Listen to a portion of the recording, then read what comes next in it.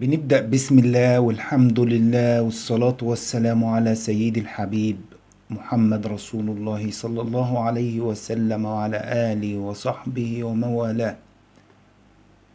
السلام عليكم ورحمة الله وبركاته إخوتي وأحبتي الكرام.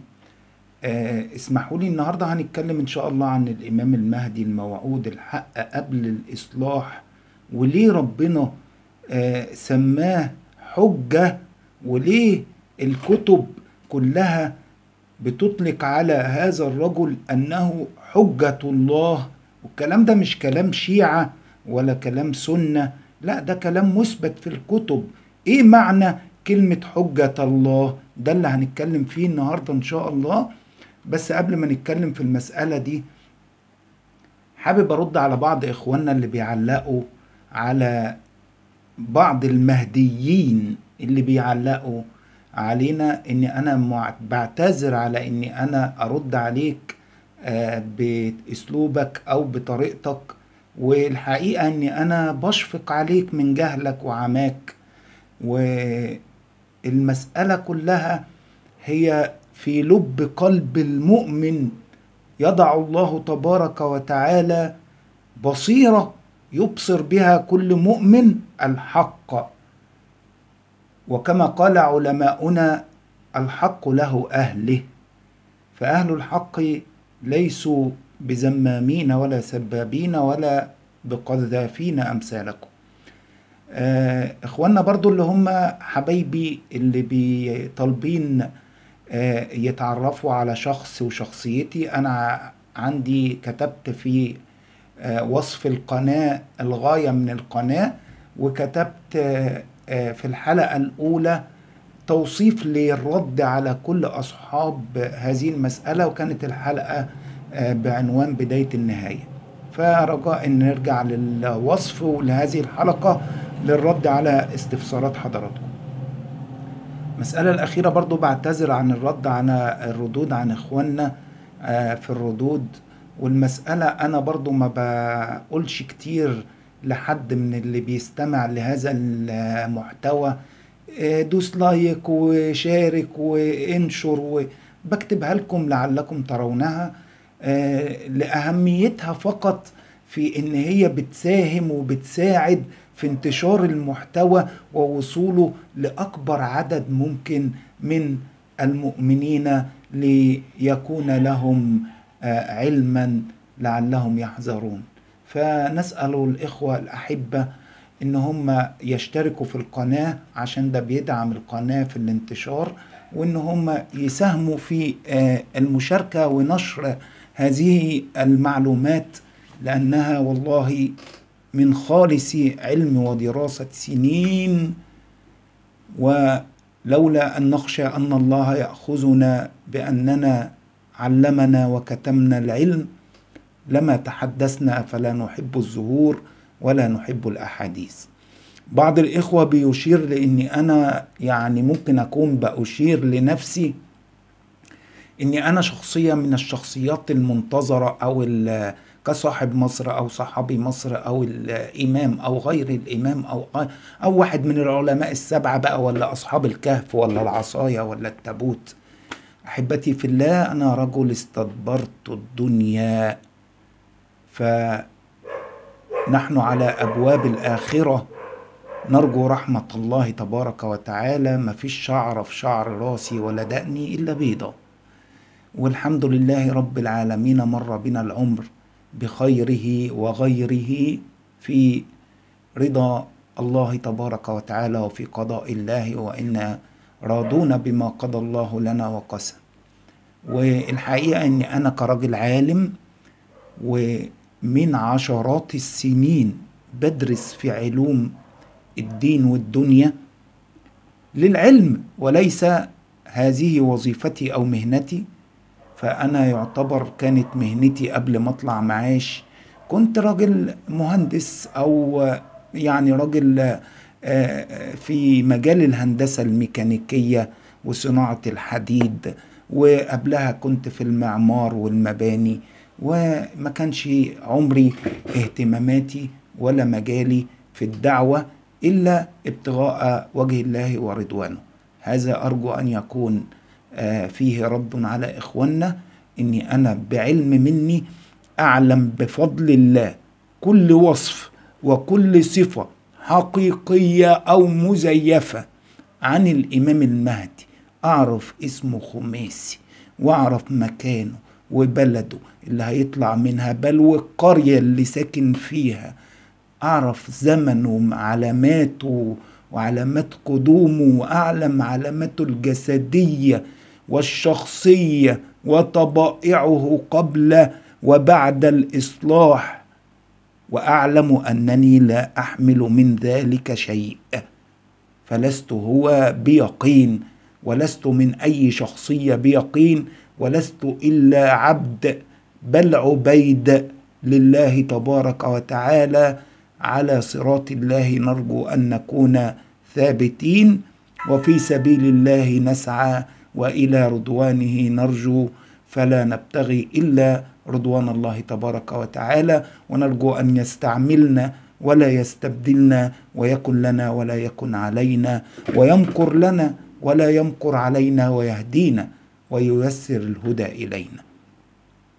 فلست أي شخص إلا عبد ضعيف من عباد الله، إن بقيت فينا قوة للمشي نرجو أن نكون في خدام جيش الحق مع إمام المسلمين المستخلف باستخلاف رب العالمين يوم يبعثه، ونعلم أن هذا اليوم بات قريبا، ولا ندري أهو أقرب إلينا من القبر أم القبر أقرب. فاتقوا الله يا أولو الألباب، فلا نبغي إلا إنذاركم وتعليمكم ما علمنا الله. لحد هنا وهنقف ونكتفي، وهنقول الحلقة اللي احنا المفروض جايين نقولها لكم النهاردة. بعض برضو الإخوة الأفاضل طلبوا إني أنا أتكلم في أمور أركز على التاريخ. نعم، أنا دارس التاريخ الإنساني كويس جدا والحمد لله، ونعلم الحقيقة.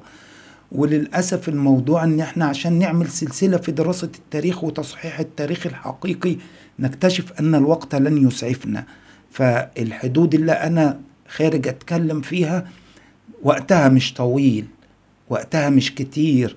عايز تبقى المعلومات مكثفة في أماكن معينة، في نقاط معينة، والله كل يوم بكون محتار هتكلم في إيه، ولكن في النهاية بقعد بفتح الميكروفون واتكلم، وبتكون على الله نحدد عنوان ونتكلم فيه، والأمر لله. النهاردة كنا هنتكلم عن معنى أن الإمام المهدي حجة الله على الناس في الأرض.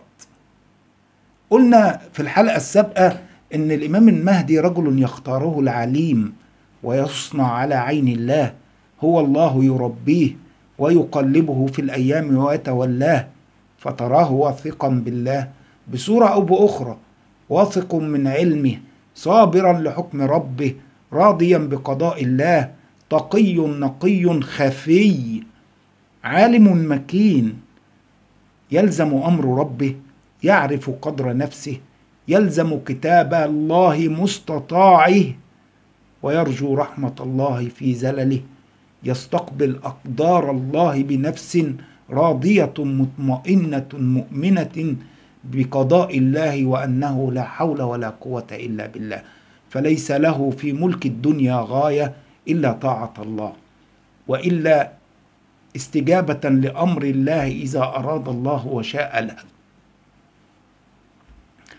أو حبا وابتغاء لرضوان الله أكبر، ورجاء لعفو كريم وغفران يوم يلقاه، وقرب مقام من الله في دار البقاء إن شاء الله. فلا يرغب في كنوز هذه الدنيا ما دام يعرف بزوالها وزوال ما فيها، وإن طالت أيامها آخرها موت وترك، وإن طالت أيامها فنعيمها شقاء، وما عند الله خير من للأبرار. وصدق الإمام علي عندما قال: وكم من قبور تبنى وما تبنى، وكم من عظيم مدت له العلامات ورفعت له الرايات فلما علا مات. فالدنيا دنية مهما امتلكت فيها فأنت تارك، والإمام يعلم ذلك. إن طالت فهي إلى زوال، فهو لا يطلبها ولا يسعى لمالها ولا جاهها وسلطانها ولا يتمنى ملكها إلا لطاعة أمر الله تبارك وتعالى إذا شاء، كما قلنا أنه رجل أبسط من بسيط يرضى بقضاء الله له ويبتغي وجه ربه الأعلى منيبا لله حنيفا في عبادته مخلصا لله الدين ولو كره الكافرون. فإنه يرجع الحول والقوة والملك لملك الملوك والملكوت ومالكها، فلله مقاليد السماوات والأرض وإليه المصير. وعبادته لله وحده، فاتح الفتح وناصر النصر، صاحب السلطان الأعظم، ذو العرش المجيد، الفعال لما يريد، والله أكبر. أما عن علوم الإمام الحجة، وده هيكون في رد على الإخوة المدعين، فالإمام الحجة الموعود قبل الإصلاح معناه إيه كلمة الحجة؟ هو حجة، كيف يكون حجة؟ معنى كلمة الحجة يعني أن يكون دامغا بعلمه لعلم غيره، فيكون حجة على غيره ويدمغه ولا يدمغ، أن يكون علمه هو العلم الصحيح والحق، وأن يكون بعلمه حجة على الناس.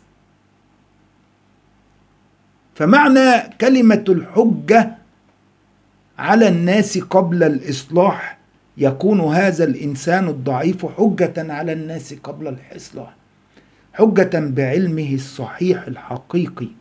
علمه هو علم كل حرف في كتاب ربه، علمه في الكتب قيل عنه أنه يفرز الأصول، يبقر بطون الحق بقرا، يغربل آثار الكتب، يغربل الأصول، يفهم سر الطريقة ويعرف الحقيقة، فهو باحث وسط الباحثين ومعبر من المعبرين وإن كان مبحوث عنه.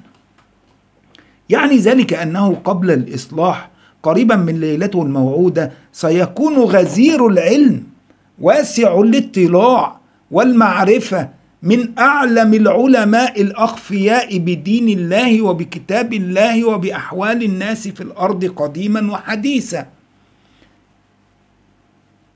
مستقرئا لكامل كتاب الله، عالما ببيانه وتراجم معاني ألفاظه وتراجم الآيات ومراداتها الحقيقية في صحيح مقاصد جملة لفظها وحرفها، راصدا لما يتنزل من آيات في كتاب الله المفتوح، وكونه يعرف الآيات في الكتاب بعلمها ويعرفها في الكون بأشراط علاماتها. وكما ذكرت فهو دارس وليس من أدعياء العلم ولا من الجهلاء أنصاف المتنطعين المتنطحين بعلوم كذب. فلا حول ولا قوة إلا بالله. كثيرا من عباد الله يتنطعون بمعلومة لا يعلمون حتى مخرجاتها، وهم قد أخرجوها من سياقاتها، يلحنون بها ويتبخترون بها عجبا، كل حزب بما لديهم فرحين. لكن هذا الرجل قانت لربه، يتابع بصبر، يحذر الآخرة ويرجو رحمة ربه آناء الليل وأطراف النهار، فهو يدرس كل أثر بعناية، كل ما يجد من علم يتابعه، ويتابع من يذكره أو يحدث عنه، بغير لفت نظر ولا تصريح ولا أدعياء، بل إنه يرى الساحة كلها ويعرف صادقها وكذبها وقوتها وضعفها، لكن من خفائه، فلا يسبق الله بالقول، لكنه بهدي الله يسير، وعلى عين الله يصنع، ويمشي في الحياة بعناية ربه. ونرى على ما سبق كيف أنه حجة الله على الناس. لماذا؟ لأننا في زمن اندثر فيه علم الحق، وظهر فيه علماء جهال وقراء فسقة، ولكن هذا الفتى علمه الله في ذلك السبيل، ووهبه كثير من فضله وعلمه ونعمه، كعلم تأويل الأحاديث، فهو يعبرها ويفهمها لا كغيره، ولكن تعبيره للناس نادرا، فهو غالبا لا يعبر رؤى من يرى له في الردود كي لا يلفت الانتباه، ولأنه يكره السفهاء وجدالهم وتداخل الجهال، كذلك هو يعرف فيها رسائل له خصته هو وبلغته وعلم ما فيها، فلا يكشف أكنانها، فإنه عالم بعلوم الزمان وعجائب الأمور، ويعرف الحكاية، يعرف علوم البرازخ والرؤى وسياحات الأنفس والأرواح كعلم من كتاب الله، وما درس، ويصنفها كأقلام، ويتابع أهل الرؤى، وله منهم مخلصين استخلصهم، هو يعرفهم بسيما رؤياهم، فهي رؤى حق قوية وصادقة، هو يعلمها بما فيها من رموز وشفرات، يتابع نشراتهم ويتلطف فلا يرونه، ويعرف إطارات رؤاهم، ويعلم ما سلم وصفا منها كرؤيا خالصة، ويفصل ما يلقى في الرؤى الصادقة من بعض ما يلقى ويلقي الشياطين من تداخلات، يعرف سيناريوهات أولياء الشياطين وأفلامهم، والأحلام المؤبلسة والمفبركة والكوابيس والكشوف العلوية والسفلية والهواتف يقظة ومناما، يعلم عن حالات خروج الأنفس وحواجز الاقتراب من الموت ورسائل برازخها وكشوفها، ما حق منها رواية والمكذوب. يعني كثيرا من الإخوة يكذبون ويقولوا رأينا وما رأينا، حتى المسروق بعلم يعلم أن الراوي ليس هو الرائي وإن صحت عنده الرؤية، فبفرقان جعله الله له هو يفرق كل ذلك أقلام ويعرفها ويعلمها، فلا يمكن خداعه بالأكاذيب والمؤلفات المفترات واللحن. وفيما يلي بعض المعلومات عن الإمام المهدي الموعود من كتب العلم، هنبسطها، مش هنجيب لكم جعاليس كده ونحطها ونفضل نقرأ وحضراتكم تفضلوا تتوهوا معانا. فقد قلنا أنه محجوب عن برازخ الرؤى وعالم الأحلام تماما، غالبا من طفولته أو صباه، فليس من أهل الأحلام والرؤيا ولا حتى الكوابيس ولا الهواتف ولا نوم ولا صحو، إلا أنه عالم بعلم كتاب الله بذلك. وذكر في كتب علومه كلها أنه باحث وسط المبحوثين، وإن كان مبحوث عنه، معبر من المعبرين، لا يرى ولكن يرى له، يراه الكثير من المؤمنين في رؤى، يبلغه منها ما يشاء الله أن يبلغه، إنه يتلقى العلم بالدراسات، يفرز الأصول، يبقر البطون الكتب والآثار، يفهم الطريقة ويعرف الحقيقة فيلهم الحق، وأنه يؤتى الحكمة وبفضل الله ومشيئته، ويجعل الله له فرقانا مبينا.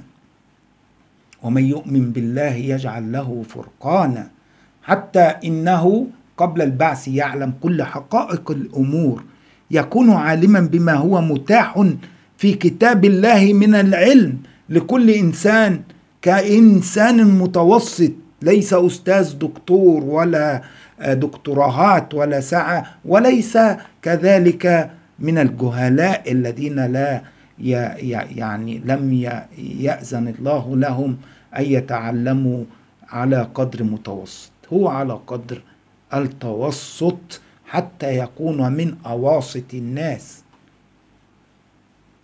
متوسط المستوى العلمي، ولكنه مجتهدا بسعيه بعزيمته بصدقه ونيته الصادقة وجهاده في البحث عن الحقيقة. تعلم أسباب التوصل للمعارف الصحيحة وطريقة استنباط العلم الحقيقي، ليكون بذلك حجة على كل أفاك يقول يوم القيامة أنه تاهت في هذه الدنيا الحقيقة، أنه ليس بالإمكان الوصول للحق وكتاب الله بينكم فبالبحث البسيط، ولقد يسرنا القرآن للذكر، وتعلم هو كتاب الله واستقرأه كله بتدبر كلماته كاملة.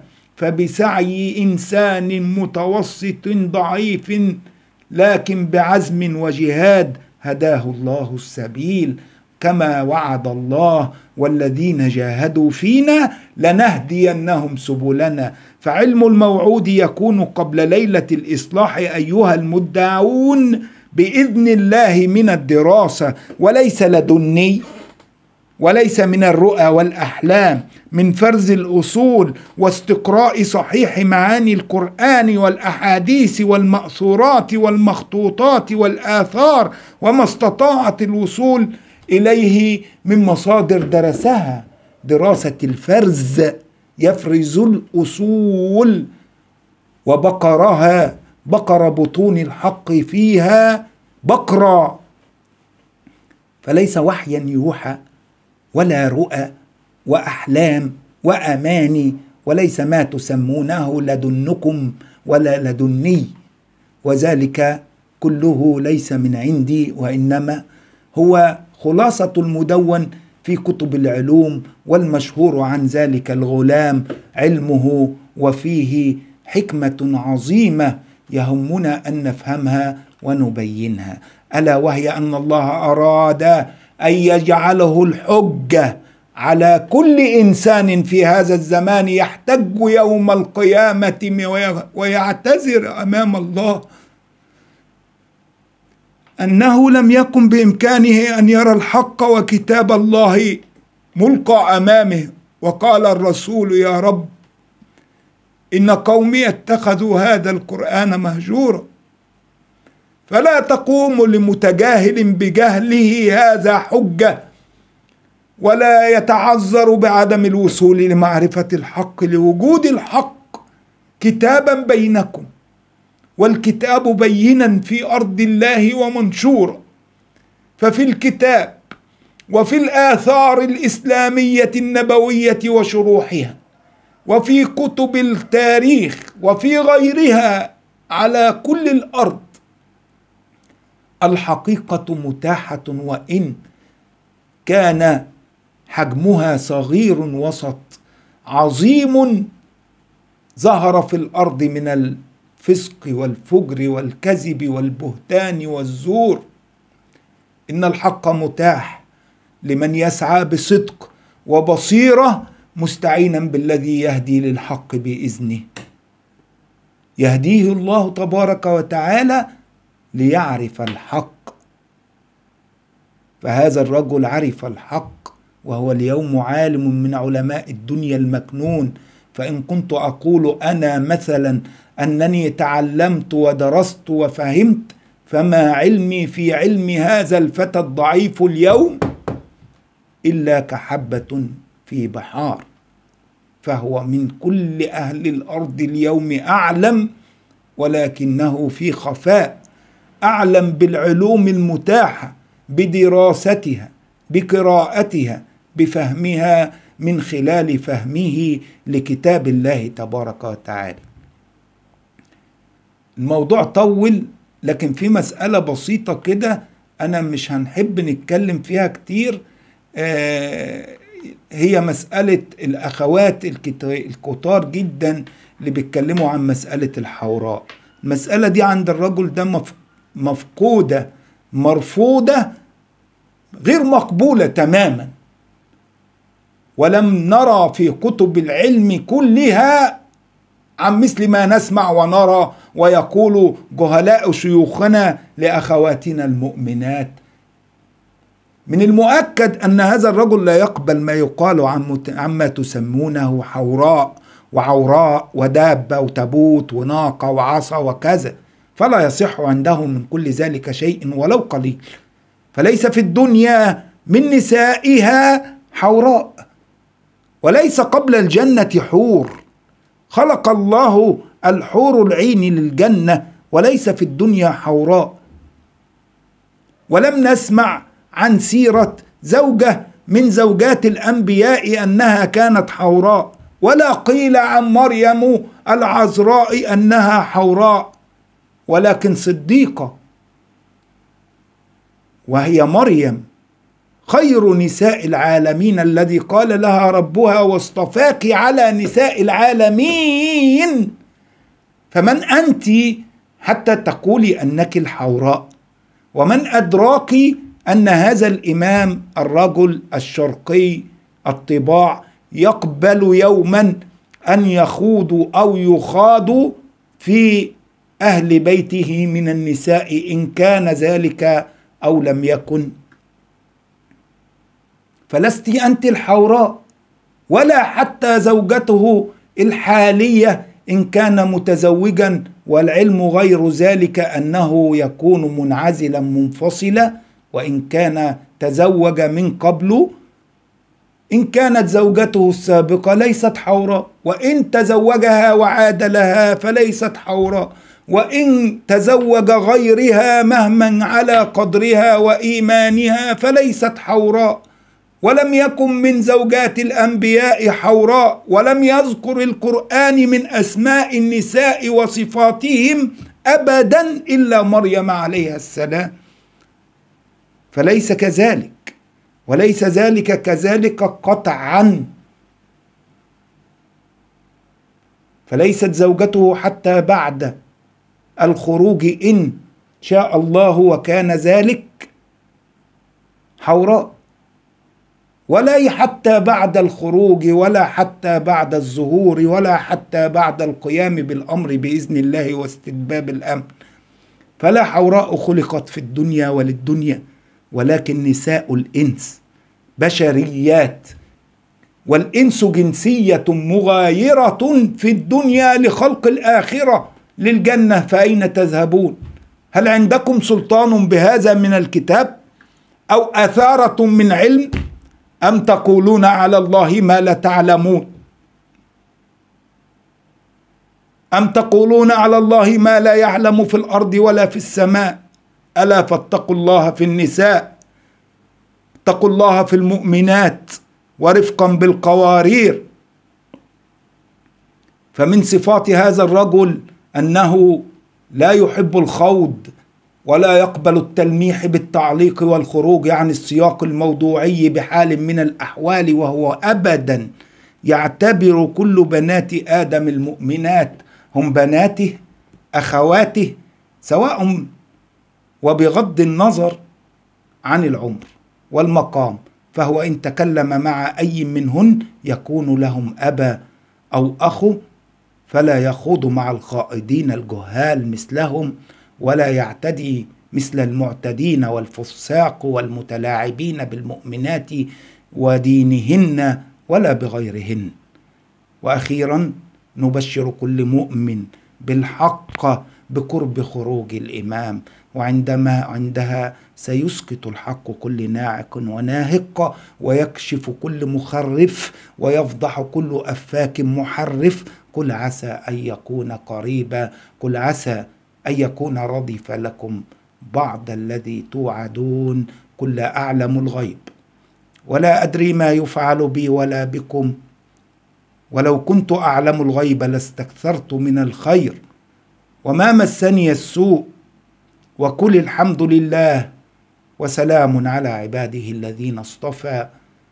هذا هدى ونور وذكرى لكل من كان له قلب أو ألقى السمع وهو شهيد.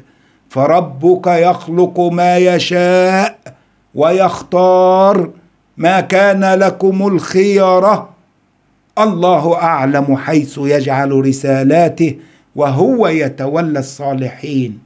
قل كفى بالله شهيدا بيني وبينكم ومن عنده علم الكتاب، ومن كان في هذه أعمى فهو في الآخرة أعمى وأضل سبيلا. سبحان الله عما يشركون وتعالى علوا كبيرا. سبحان ربك رب العزة عما يصفون، وسلام على المرسلين، والحمد لله رب العالمين.